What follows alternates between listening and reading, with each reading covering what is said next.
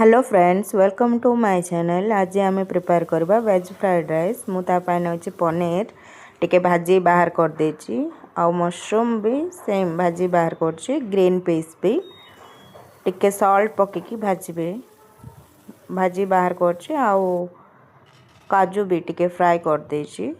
मु अलग अलग फ्राई करची, अपन चाहे मिसेकी भी फ्राई करे। गोटे पैन रे टिके बटर पकेची, बटर मेल्ट हैला परे टिके जीरा आउ गोटे पियाज छोट छोट पीस रे काटी रखी आ गोटे कंचा लंका पियाज कंचा लंका दीटा जा पकईकी भल से फ्राए करनी। जोड़ा फ्राए करके रखी थी आगुरी मशरूम पनीर काजू से जाक टिके टिके पकेली। टिके पकईकी मु अलग एक बाउल रे राइस बने की रखी थी।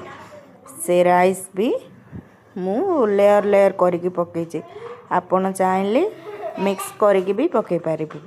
रेडी वेज पलो आपण रायता सहित हो कौन करी सहित हो खाई पारिबे।